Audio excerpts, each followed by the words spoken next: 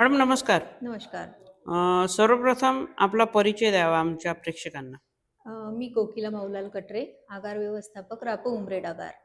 Madam सध्या उमरेड बस स्थानकाचं जी इमारत होती जुनी तिला पाडण्याचं काम सुरू आहे आणि नवीन इमारत येत्या काळात उभारण्यात येईल त्या अनुषंगानेच ते पाडण्यात येत आहे. तर कशा पद्धतीचं असणार आहे समोरचं जे नवं बस स्थानक आहे ते काय सांगाल त्याबद्दल? काय काय सोयी सुविधा असणार आहे इथे? आपलं नवीन बसस्थानक हे अत्याधिक सुविधांनी सुसज्ज असणार आहे. त्यामध्ये महिलांकरिता, पुरुषांकरिता अत्याधुनिक प्रकाराचं सुलभ शौचालय तयार असणार आहे. तसेच दिव्यांगांकरिता विशेष सोय असणार आहे. त्यामध्ये पुन्हा कॅन्टीन असणार आहे. तसेच स्तनदा महिलांकरिता हिरकणी कक्ष असणार आहे. पुन्हा पासेसची सोय ज्याप्रमाणे पूर्वी होती त्याचप्रमाणे असणार आहे. प्रवाशांकरिता चौकशी कक्ष असणार आहे, ज्यामध्ये प्रवाशांना कोणतेही प्रश्न जर विचारायचे असले तर त्यामध्ये ते विचारू शकणार आहेत. बरं, आता जी नवीन इमारत तयार होणार आहे ती जुन्या इमारतीसारखीच असेल की त्यापेक्षा विस्तारित असेल, व्यापकता जास्त राहील?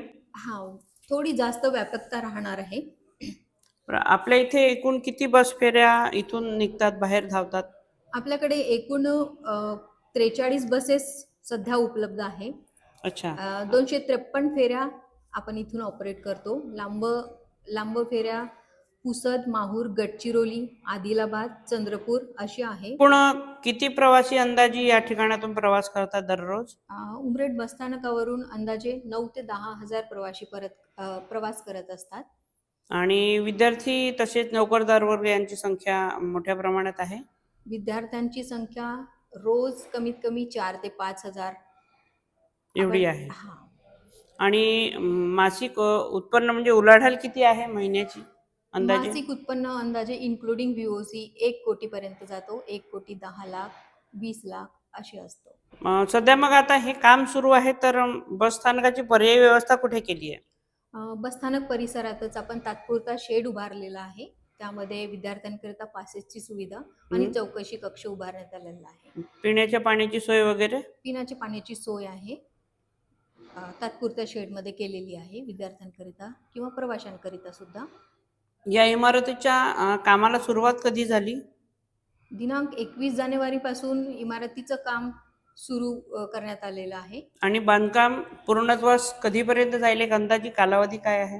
अंदाजे 1 ते 1.5 वर्ष लागणार असा अंदाज आहे. त्यानंतर मग उमरेडकरांना इथे नव्या स्वरूपात बस स्थानक पाहायला मिळेल आहे. हो, नक्कीच. धन्यवाद.